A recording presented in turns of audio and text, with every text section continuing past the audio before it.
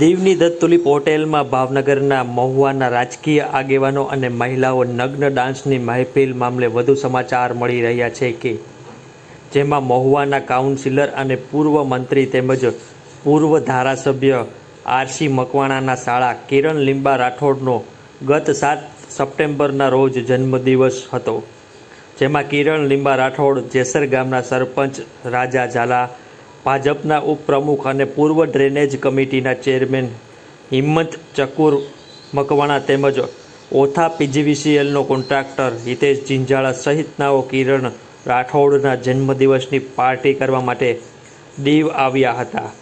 ત્યારે આ the tulip હોટેલમાં રાજકીય આગેવાનો સહિતનાઓ દારૂ સાથે નગ્ન ડાન્સ પાર્ટી કરી રહ્યા હોવાની પોલીસને મળી હતી બાતમી.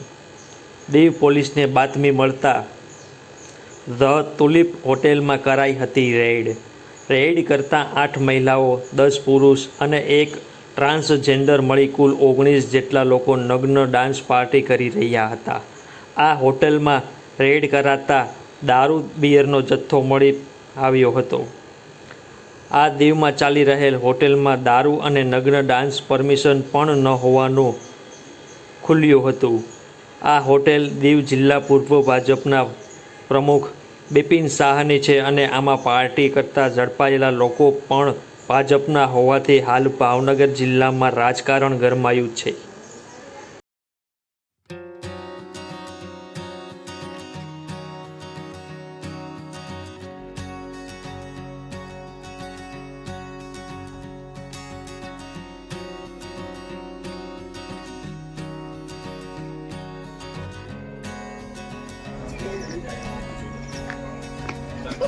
સારા આઈડિયા આવી જાય.